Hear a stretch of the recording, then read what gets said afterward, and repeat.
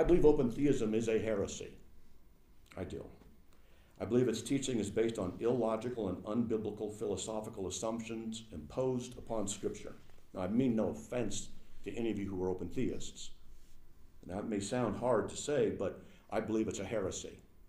And I believe it's part of the apostasy to come. All around me are familiar faces, worn out. Part of the apostasy to come. How cute, Matt Slick. How cute. Welcome to God is Open. I am your host, Christopher Fisher. Today on God is Open, we're going to be talking about Matt Slick. Matt Slick, everybody's favorite Calvinist. Look at him over there. He's a little cute guy, a little cute Calvinist. And Matt Slick's funny, and I had personal interactions with him. So that's what we're actually going to go over today. So this is going to be not a reaction video. We're not going to be watching and then reacting. I'm just going to be recounting my interactions with Matt Slick. And it's funny. He's a funny guy, and not intentionally. Just the way he thinks, the way he processes stuff. As one commenter just commented on one of our YouTube videos on Matt Slick, and Matt Slick, he drinks his own poison. He believes the things that he's saying. He does. And it's so funny, the double standards, just the irrational way that he treats the world around him. And so the purpose of this podcast is for me just so that my experiences with him, my memories, don't flow into the wayside. Don't get lost to history. They're not gone like a tear in the rain. All those moments will be lost in time, like tears in rain. All right, so the debate in Denver between Will Duffy and Matt Slick. Now, Will Duffy is a friend of mine, and he asked me to give him some feedback on the debate, some of the things he should try to cover and touch on, and I tried to do that. Then I decided to come to the debate actually to try to help him out, try to give him support, try to be at this historical event where Matt Slick, a Calvinist, is debating a real open theist, one that's not going to shirk back from laying it to him and actually holding him to task on some of his beliefs. It's going to be pretty funny because I think Will Duffy's a more competent debater than Enyart. Enyart was kind of going off the track a little bit, and he was pressing concerns that weren't quite where he should have been focused during the debate. And the first part of the Enyart James White debate, that was pretty much written by Will Duffy, and that was the best part of the debate. And so I had to be at this historic debate. I drive to Denver. I load my car up with all my kids, some of my kids, not my babyest. And we drive to Denver, and we have a good time. We get there the first night of the debate, and Will Duffy turns to me. He's like, "How would you like to go pick up Matt Slick?" And I'm sitting here a little bit worried because I've made memes about Matt Slick, and they're not the nicest memes in the world. They're very triggering. And he got really mad at one of my memes on one page, one time. I triggered Matt Slick pretty bad in my history. So I'm like, okay, I'll go pick up Matt Slick. I drive to the hotel. I give him a little text message. "I'm here to pick you up. I'm your chauffeur." Professional, kind. He comes out. He's good. He's kind. He's cordial. I drive him back to the church. We don't talk theology. We just talk small talk. Oh, you're an open theist, something like that. Just small talk in the car. I wasn't going to try to trigger the guy. I wasn't trying to engage him in a theological debate in the car. He did have the guts. You got to give him a little bit of credit. He came out to a hostile audience to debate an issue. He's willing to debate. And willingness to debate, that's a sign of intellectual integrity. When you're looking at signs of intellectual integrity versus signs of intellectual dishonesty, willingness to debate is plus towards intellectual integrity. So you got to give him props for that. As one commenter did note, he drinks his own poison. He believes the things that he's saying. And so in his debates, you got to really watch what he's saying, why he's saying it, and figure out that he's a slick operator. He's a smooth operator. And sometimes you'll even see it in the cross-examination. And when he's asked a question, he doesn't know the answer. He has no idea. He makes up something in his head on the spot. And so you get a lot of inconsistencies in his belief, because rather than admitting he doesn't know something, or rather than saying that he doesn't have an answer or he needs to get back to you, he'll sometimes just make up an answer that doesn't align with his previously stated beliefs. And that's one of his mental ways of dealing with these interactions. And we'll talk about that a little bit later too, his mental issues. And he's got serious mental issues. P-A-R-A-K-G-T.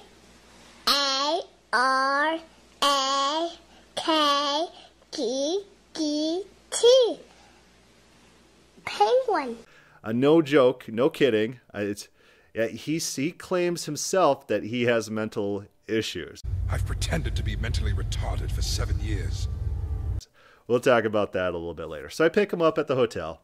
I bring him back to the church, and we bring him to the lobby, and he's instantly engaged from all sides. He's a celebrity. He's there for a purpose, and everyone wants to talk and interact with them.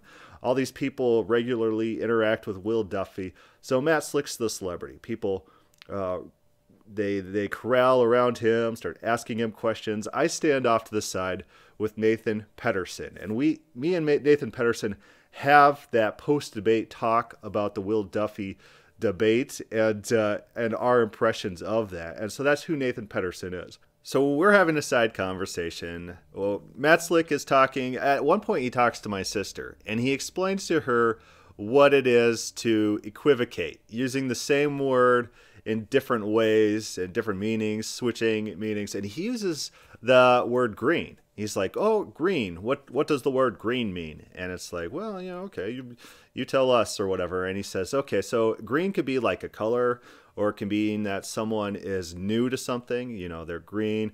It could be like environmentalism. I don't know all the examples he went through, but he went through several, talking about how the word green can mean different things in different contexts. And his point was about equivocation. And I said, yeah, that's a very good example. I will have to steal that from you. I will steal that example of equivocation from you. It's funny because later he equivocates himself. It's this idea that whatever benefits him, that's the standards he adopts for the time. And he won't allow anyone else to point out the same fallacies that he's trying to point out in others. So it's funny. I'm off on the side with Nathan Pedersen, and we're talking, and Matt Slick overhears that Nathan Pedersen is a former Calvinist. And he says to him, that, you're a former Calvinist? Oh, really? I got the one verse that will destroy open theism. This is the absolute proof. It's funny, this verse does not come up during these two debates. And probably it was originally on his docket to be the super proof of open theism's falsity. But since he tried it out on Nathan Pedersen and myself, it didn't make the debate because it didn't go over very well. And so what was it? It was Colossians 2:14. And you, this is Colossians 2:13, and you, being dead in your trespasses and the uncircumcision of your flesh, he has made alive together with him, having forgiven all your trespasses, by canceling the record of debt that stood against us with its legal demands. And he set aside, nailing it to the cross. What? What? That's your absolute proof? That is what undoes open theism? Oh, it's shattered. Why am I... That proves it. I'm gone. So we're all sitting around confused. We don't know what the heck this guy's talking about. It's just like, you're just talking crazy talk. That has nothing to do with our beliefs and overriding. He's like, hold on one second. I will explain why this verse kills open theism. It destroys it for God. And so he breaks into an analogy, and he says, okay, say there's this guy in this hospital, and the guy goes into this coma, and then, because Calvinists think that people are dead in their trespasses and sins, and then God has to enable them and imbue them with a special Gnostic light in order to raise them to respond. And he says, pretend this guy's in a coma. And then a rich guy comes to pay his debt. And this rich guy, of course, he can't just... he has to know what the debt is. So you have to know what the specific dollar amount that this guy owes on his mortgage, his house mortgage, in order to pay off his house mortgage for him. So, because in Colossians 2:14, it says, by canceling the record of debt that stood against us with its legal demands, he set it aside, nailing it to the cross. Because there's a record of debt, that debt has to be all-inclusive of all sins that would ever happen. And God needs to know the exact amount of debt, of sin debt, to pay off. Therefore, open theism's false. And we're all sitting here like, that is the stupidest argument we have ever heard. That's just rejecting everything we know about. Maybe your reading of that verse is correct. But there are a lot of other options. And so I said, okay, so how about this? So Bill Gates, he's a really rich guy, and he could pay off everyone's record of debt by just creating a big fund. And he says that if you have faith in me, I will gift you with money from my trust fund, and I'll pay off your mortgage. It's a blank check. And people don't have to have a specific record of debt. He doesn't have to know everyone's debts well into the future. He could just lump sum, put a big, huge pile out there that people could draw against. That's one way that he could do it. He could do it like that. He doesn't have to have the exact record knowledge of everyone's singles debts in order to pay people's debts off. It doesn't have to happen. And my dad, he interjected as well. And Matt Slick's so funny. So my dad interjected. He said, oh, the American soldiers during World War II paid for our freedom. And of course, his point was that they paid for our freedom in the past for our current freedom. And it's a common figure of speech, and we understand what it means. It doesn't have to mean that our freedom had to be quantifiable and a known quantity. And there's all sorts of assumptions that he has to bring into this verse, one after another, that sin is a thing that's quantifiable by a specific amount, and then there's this record that keeps accumulating to this finite total, and then it has to be paid off in this one transaction exactly. All sorts of assumptions that are not proven, that he has to assume all these things onto the text. That was the point. And his response was, oh, you can't use analogies. You can't use analogies. You can't use analogies. He had just used an analogy about this guy in the hospital on this bed, and then he just wanted to disallow anyone else using a counter analogy. This is what I'm talking about. This is what I'm talking about with this double standards, and it was pretty funny. All right, my next interaction with Matt Slick is recorded, and I ask him a question about his preferred translation of one of his proof texts. And let's see what he says about that. Sorry. All right, thank you. We all know that translation is a difficult process. Words have multiple meanings and multiple ways to be taken. I'm talking right now about Proverbs 16:4. Can you defend the translation you use over these two alternative translations? The NIV, the Lord works out everything for his own ends, even the wicked for the day of disaster. Or the ICB, the Lord makes everything work the way he wants it, even has a day of disaster for evil people. So what makes the translations that you use superior to these translations? There are different kinds of translations. Some are dynamic and some are literal. And so the NASB, for example, tries to get the actual literal meaning. And then you can have a paraphrase. So you have a wide variety of translations. The NASB is what I use because that's what Paul the Apostle used. I don't know that, but because it's more literal to the original languages. And so since I'm not a Hebrew scholar, that's why I use the NASB and hold it what it says. So would these alternative translations also be valid? Well, it depends. You want me to really answer this? Okay, yo tengo hambre. It's Spanish, I have hunger. Literally, it's I have hunger. But we don't say it like that. We say, I'm hungry. Mm-hmm. And so if we're to do a literal translation, if I were to literally translate that, I have hunger. Now that's a dynamic, or that's a very literal. Now what if I were to just say, hey, dude, I'm craving grinds? That's another translation of that, which is a surf talk. Mm-hmm. So along the issue and the scope of translation styles, then you say, what is the intent when they're trying to do that? So you can have literalness, which is accurate, non-literalness, which is accurate. So it's not that they contradict. The real thing that needs to be done is to go into the Hebrew, get an interlinear, and look and see what the words say, and then just do the best you can for literalness, because this is what we need at this point. So it's not an easy question to answer. I'm not trying to muddy the waters. It's just That's just the nature of what it means, you know. Duffy, any comment? No, appreciate that. Thank you. Oh, you dropped the ball. You dropped the ball. And here's the point. So his proof texts rely on his specific translations of verses, whereas there are alternative translations available for the texts.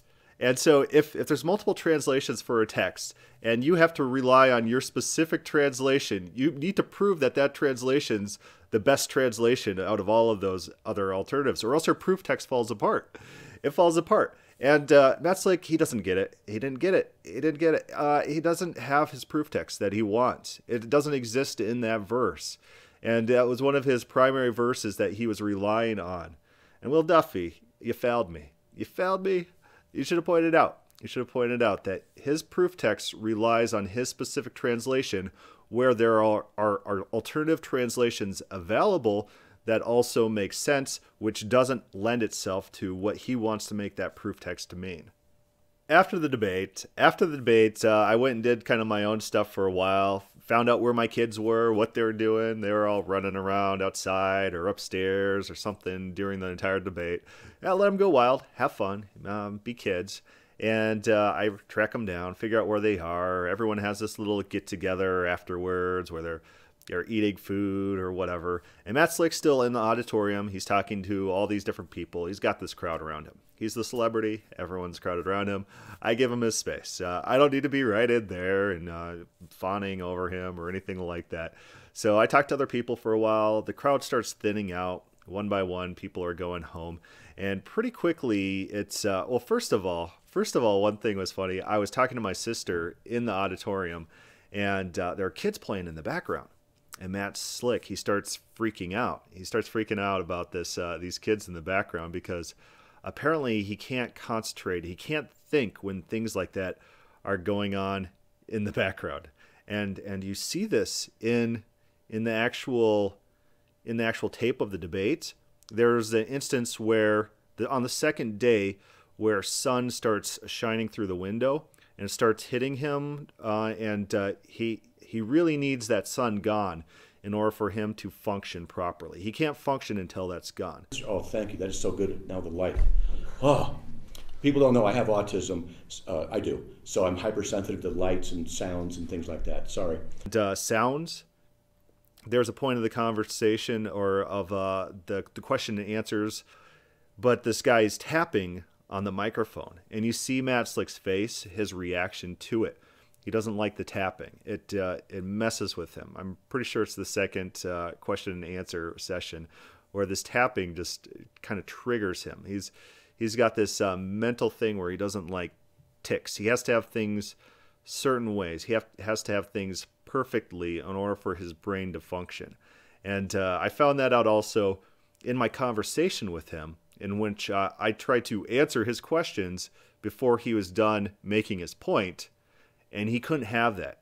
He couldn't deal with me pre-answering his questions, so he had to finish his points, and then I had to give him the exact same objections that I already had predicted what his point would be, and I had to just tell my objection over to him, although I had already given it. He had to, in his mind, he had to finish the point he was trying to make, even though it was already refuted. And so I had to refute it twice. It's a mental thing. It's a mental tick that's going on there. So my sister and I start talking to him, and he starts talking about different fallacies, and he's testing the waters with me. He's trying to see if I know what I'm talking about. And he's like, do you know what the fallacy of composition is? And I'm like, yeah, that's when you take attributes of a subset and try to apply it to the whole. And he was just like, oh, yeah, like he was surprised that I answered so succinctly and with a pretty solid definition of what that fallacy was. And there's another time we're talking about Gnosticism. He's like, do you even know what Gnosticism is? I'm like, yeah, it's the idea of this Platonic ascension where there's this pure actuality one, and there's decreasing layers of reality, and a Gnostic has to have this spiritual enlightenment in order to reascend to this one. The flesh is evil, and the goal is a reascent to the spiritual. And after that, he's like, Oh, so it was funny. My sister, she noted it. She noted it that he was very perplexed, and he was out of his element when I was so easily able to respond to the things he was saying with such confidence and accuracy. And so he was a little bit frazzled. It was a different experience that I don't think he was used to that experience before, just the way he's interacting. And so he turns to eventually 1 John 3:20. And this is his big verse to prove that open theism is false. For whatever our heart condemns us, God is greater than our heart, and he knows everything, or he knows all things. And so I instantly, boom, like that, say, 1 John 2:20, man knows everything. And Matt Slick's face, he just went wild. His eyes shot open. If you're looking right now on the video, his eyes are like open. That's what it looked like. He got wide-eyed and crazy. And you see him frantically switching to 1 John 2:20. And let's read it in the New King James. But you have anointing from the Holy One, and you know all things. And so 1 John 3:20, his proof text, says that God knows all things. I instantly countered him and said, 1 John 2:20, man knows all things. He's like, what? That's not what it says. And then I read it to him from the New King James. Because, of course, the New King James has the same phrase as 1 John 3:20. And the New King James is based off of the majority text. And if you don't know anything about textual criticism, the majority text is more of the Byzantine text. It's the collection of texts that accumulated around the world, and there's this 99% of all texts, or maybe like 95% of all manuscripts in existence agree with each other, and they have very strong textual consistency.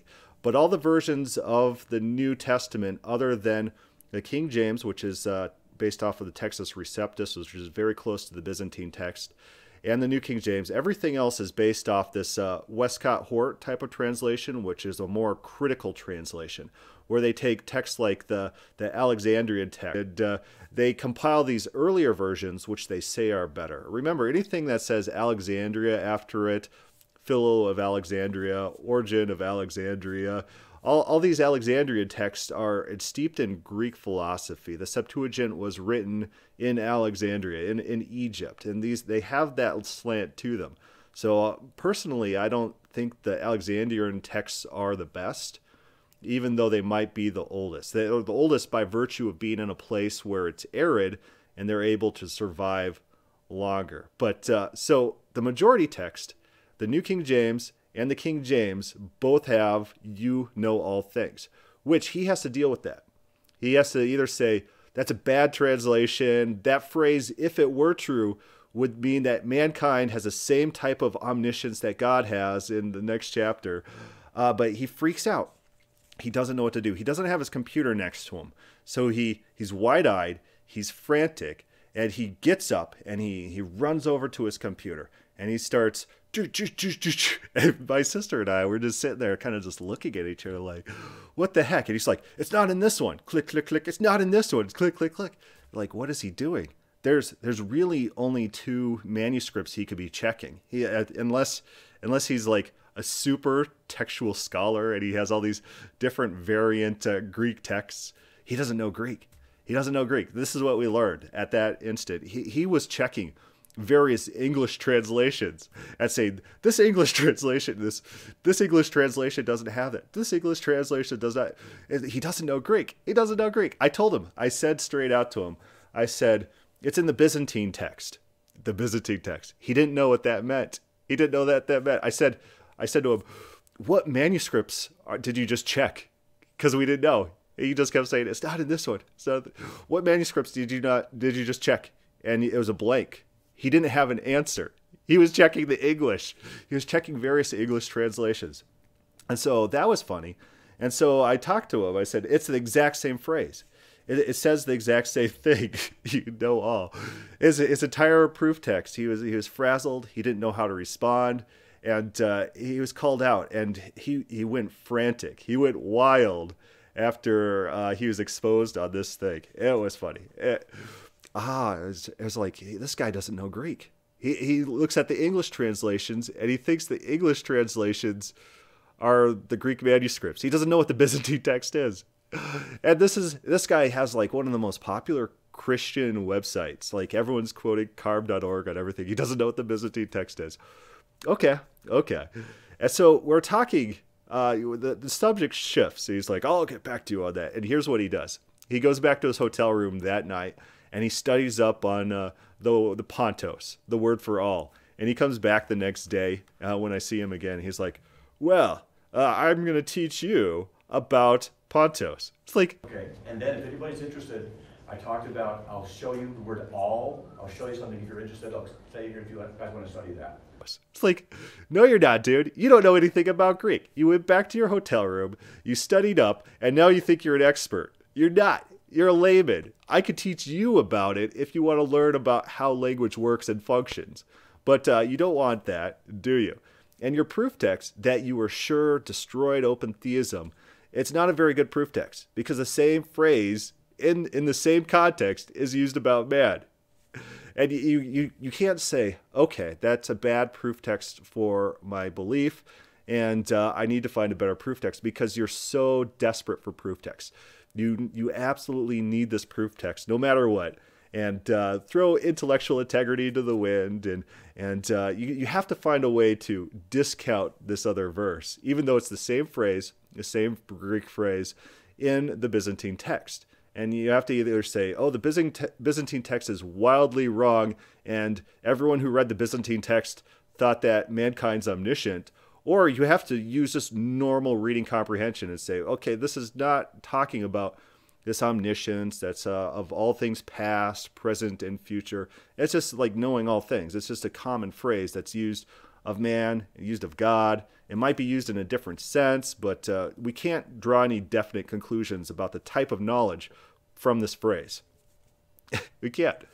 So we're talking to Matt Slick still, and he tries to talk about fatalism. He's like, oh, open theists believe that if the future is known, then it must be fated. But let me tell you, he's gonna give an illusion. He's gonna give an example. Remember, previously he'd said, oh, you guys can't use examples. You guys can't use illusions. We disallow that, but he gets to do it whenever he wants. That's fine. That's the Matt Slick thing. Double standards. Anything that benefits him is okay. But if you try to do the same stuff, disallowed. Cut that off. He doesn't want examples or illusions to try to illustrate concepts. He says, oh, those aren't applicable. That makes, you can't do that. You can't draw parallels between those things. Like, okay, tell me your little story here. And he says, Jason, and Jason was the moderator of the debate, if you watched the debate. He says, Jason, I know that Jason is going to go to his car tonight and drive home, barring a meteor strike. He added that. It was so funny because, no. So what kind of knowledge do you have that Jason is going to get in his car and drive home? I know that. He knew that. He knew the definition of the word knowledge there. He's using a knowledge that doesn't have to be 100% absolute, but we know the future. You and me, we know the future. And just the other day, I told someone on Facebook, I said, I'm going to go to work tomorrow. Does that mean the future is set? After I go to work tomorrow, I'm going to come home and I'm going to comment and tell you I went to work. Was the future closed? What was that a predestined event? No, it's just the normal use of the word knowledge. And so he says, I know he's going to get in his car and drive home. See, my knowledge of this thing happening didn't cause it to happen. This is where I interrupted him right away. So as soon as he said, Jason gets in his car and he drives home, I interrupted him and I said, yeah, but now you're going to ascribe a different type of knowledge to God, a knowledge that has to be 100% absolute object-based knowledge, whereas the knowledge that you're using in this example is just how we normally use the word knowledge, a justified true belief. And he's like, let me finish my point. Oh, okay, I'll let you finish your point. And then he goes on, he says, so my knowledge of Jason getting in his car and driving home doesn't cause it to happen. And so in the same way, God can know the future and not cause it to happen. I'm like, okay, rewind. Let's go back to the point I just said that just refuted you, that you just ignored to finish off your point, which is already refuted. I didn't say it like that. I was a little nicer. I just repeated it again. I said, all right, so this is different type of knowledge. You're equivocating. You're using one type of knowledge in how you know Jason's going to drive home tonight, and you're using an entirely different type of knowledge in how God knows Jason will drive home tonight. In God's knowledge, it's 100% fact. It can't be wrong. There's no meteor strike that's going to take him out, and it's object-based. There's something that exists to generate that knowledge for God. It's not going to happen. It's not a probability. It's not a event that doesn't exist. It's object-based knowledge. And so you have two different types of knowledge, and you're equivocating. You're pretending they're the same. No, that's not true. In God's knowledge, that event cannot happen. So although, maybe God's knowledge doesn't cause that to happen, it's fated in some way. If the future exists, then it's fated, right? It might not be God's knowledge causing that fated event to happen. There might be a third factor causing it, but we know it is fated. That's how these things work. Matt Slick, he is so funny. He's so funny. Okay, so we kind of cut off the conversation, I believe, after that. Maybe my sister knows more details or whatever else we talked about. But I get to give the guy a ride home. And we're talking on the ride home about angry outbursts of, it was my father who was the angry one in the video. So if you're in the questions and answers and there's a guy yelling, that's my dad. And so I'm like, I'm sorry about that. I thank you for coming out. We don't want to trigger Matt Slick because he's been known to get off stage and walk away. And there was one lady in one debate that questioned him and talked about his daughter. And his daughter is not a Christian anymore. And she talks very negatively about her experiences with her dad. And that was brought up. And I was like, I was going to make sure to shut down any question, anyone who tries to ask you about your daughter, because that's not fair. That's not good to do. And I had talked to Jason before the debate, and I said, we need to cut off any questions about his daughter. We're not going to alienate this guy so he doesn't come back and do a second debate. It's incredibly important to get this guy on record for the different things that he's going over and saying. And it's a rare opportunity that someone actually wants to debate. And so that's good. That's good. So he started talking about that, and he said, well, that was an interesting situation. He says the lady that had brought up my daughter in that debate, I talked to her after the debate. He says, I shouldn't have got off stage. I shouldn't have ran away. It was an overreaction. I explained to the girl the circumstances of that event, and then she apologized afterwards. After she understood some factors that she didn't know before, that she apologized. So he's claiming there's additional factors involved in his daughter's apostasy that people just don't know. So I will give him credit for that. We don't want to weaponize his daughter against him. And he also talked a little bit about his Asperger's. And I was on Matt Slick Live or something, or Bible Thumping Wingnuts, and I was listening to it live, and he was talking about his Asperger's, his mental issues. And the one I was watching, he was like, oh, my house is haunted by demons. They are oppressing me today. You got to pray for my safety. I'm like, whoa, buddy, you got demons oppressing you. Okay, alrighty. And Asperger's and mental illness. Okay. Like when you're dealing with people in your real life, and there's like a soccer mom that comes up to you and says, oh, my kid has autism. Your kid has autism? Yeah, I'm sure. I'm sure your kid has autism. Or they say, oh, my kid has a gluten allergy. Oh, my kid has ADHD. Usually it's like, yeah, I'm sure you didn't just make that up. I'm sure you're just not lying through your teeth or overreacting like crazy, because people like to make these things up. So when I first heard Matt Slick claim that he had Asperger's or whatever, I thought, nah, I don't think so. I don't think she's retarded. Really, Jerry? Well, why don't you take a closer look? But be careful. If she catches on, she may fly into a rage where she would have the strength of an ape and no remorse. Not even a bullet would bring her down.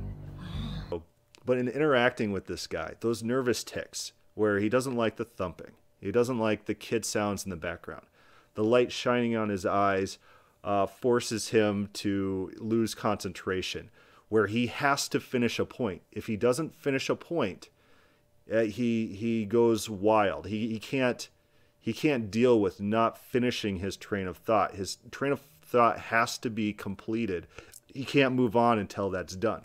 All signs of mental illness. I think the guy has serious mental issues. Like no kidding. No kidding, this guy has mental issues. And no joke, I'm not making fun of him for having mental issues, but I think he does. And I think that's a big reason why he does the things he does, making up things during the debate to try to get an answer out, trying to create himself as some sort of expert in spite of everything, just manipulating the debate to try to get to his favor and misunderstanding other people's arguments, putting these double standards where he's allowed to do things that no one else is allowed to do. I think it all ties back to this almost like an autism. And I'm going to have Nurkish help me out here because we talk a lot about mental illness and Meslick. So Nurkish, take it away. Did you know that 1 in 68 children are diagnosed every year with autism spectrum disorder? And that there is currently no single pharmaceutical medication for autism? Studies have shown that the best form of treatment for autism spectrum disorder is early intervention therapy between the ages of 0 and 3 years old. Therefore, research into early intervention therapies is imperative. Please invest in one of these charities today, because remember, autism is awesome. My next interaction with Matt Slick is the next day. Of course, he does the whole thing. I'll teach you all about Pontos. We'll have a Bible study. No, that's a thing he does. He does it to Will Duffy as well. He says, "Oh, I'll teach you that. I'll give a Bible study to you." It's so condescending and arrogant. And that really shined. A lot of post-debate comments was about his arrogance. But he says that to me too. It's like, no, you're not going to teach me. You're not going to teach me. So our next interaction is at the end of the second debate. And Matt Slick does this thing where throughout the debate, he tries to compare open theism to Mormonism. And he tries to draw parallels. He tries to quote Mormons. Well, I'll post a little clip about that. Because what you're doing is actually teaching a false doctrine. Now, if I were to quote to you and say we're saved by grace through faith after all we can do, would you agree with that? What do you mean by after all we can do? Well, you got to believe, you've got to repent, you've got to do the right things, and this is why God saved us. So would you agree that we're saved by grace through faith after all we can do? We're saved by grace through faith, not of works, lest any man should boast. Okay, good, because I just quoted the Book of Mormon, 2 Nephi 25:23. I was hoping you weren't going to agree with it. But the very fact that I have to come close to that is interesting. And so I do some, little searches on Platonism, and to drive home the fact that what he's doing is an ad hominem attack. And so I go up there, and this is what I ask. All right. Matt Slick, you write on your website, and you could tell me if you still affirm this, human free will choices are consistent with the sovereign providence of God. Yes. Okay, would you also affirm that this providence must reach to all details? Its functioning must neglect no point? Yeah. Congratulations, you just affirmed Plotinus, a Neo-Platonist philosopher. Okay, now, let me respond to that. Because the problem here is that if I affirm what someone said before, then therefore, what? It's not true? You did that with the Book of Mormon. Okay, hold on. No, I didn't. No, I said there's similarities. Oh, he is caught in his double standards. He'll do it with the Book of Mormon against open theism, but he takes exception. Oh, he takes exception. Now his logic, now his reason comes out, and now he's against comparisons and similarities. That's not the genetic fallacy. Similarities are not the genetic fallacy. The genetic fallacy says this: the murderer taught me algebra, so therefore the algebra is false. That's what's called the genetic fallacy. It's a fallacy of argumentation. So, if he doesn't understand his double standards and just his inconsistency and how he himself he's projecting. He is projecting. He could do that to other people. He could compare open theists with Mormons, but no, don't talk about Calvinisms being Platonists. And keep in mind, we have literal history showing us that Calvinism came from Platonism. When he claims that open theism came from all these different beliefs, he claims Aristotle, he claims Philo of Alexandria. He claims Philo of Alexandria was a predecessor to open theism. Have you read Philo? Do you know anything about Philo? I don't think so. But we literally have the history showing the development of Christianity and the infiltration of Neoplatonism. And so that's the difference. So it's not the genetic fallacy, it's literal history. We could show the development. But he takes exception, and it is funny. I got to move myself. I put myself on Will Duffy, but I got to move it off. Let's look at his smile. Look at his little smile. He thinks it's hilarious that I pull out this double standard. I'm going to kind of sit between these guys so you guys see Will Duffy's reaction. Whoever said Pliny and others taught this, it doesn't mean it's true or doesn't mean it's not true. The issue is, what does the scriptures teach? So you got that little smirk. Will Duffy looks over to Matt Slick, and he gets it. He understands what's going on here. So it's an invalid argument. It's not a logical, valid criticism. Genetic fallacy. My last interaction with Matt Slick. My last interaction with Matt Slick was about his use of Acts 13:48, and this is a big one. And on the podcast that I mentioned earlier where he was talking, this is his go-to text. When he wants to bring people through Calvinism, he turns to Acts 13:48, and this is the New King James. Now when the Gentiles heard this, they were glad and glorified the word of the Lord. And as many has been appointed to eternal life believed. And so what's happening here is, as many has been appointed. Who's doing the appointing here?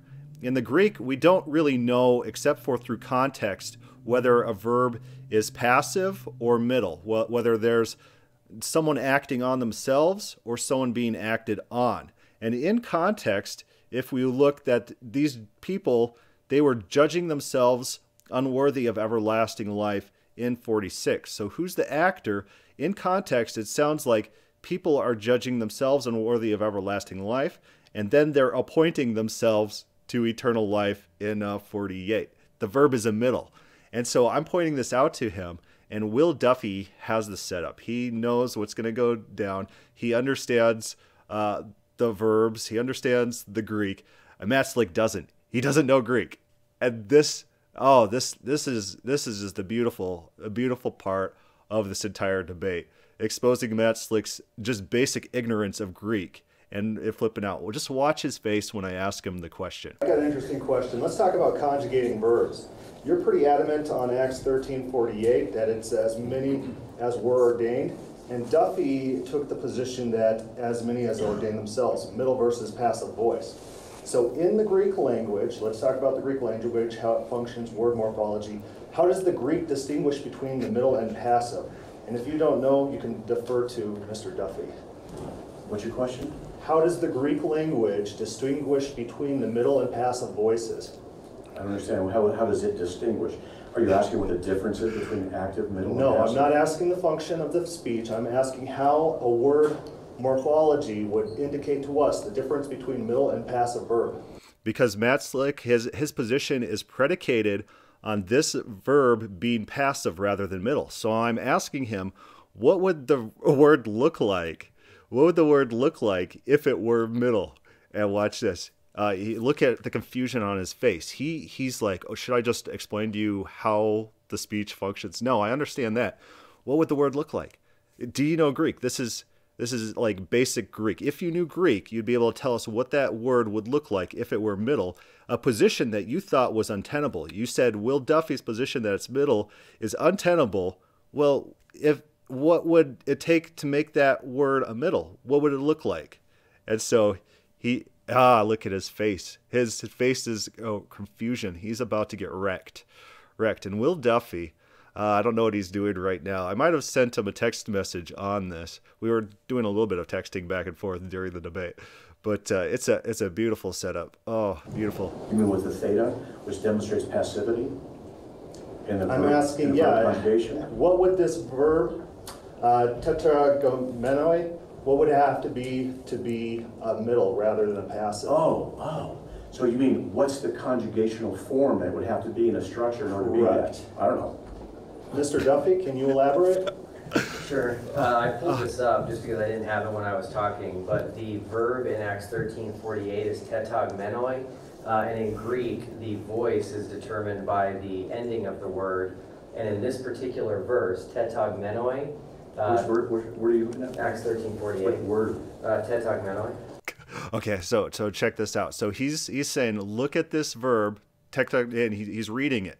Matt Slick doesn't know which word it is. He doesn't know what word, because he's not looking at the Greek. He's looking at the English. He can't read the Greek. So, like, for example, let me pull up eSword real quick. You could actually get Greek text with strong numbers.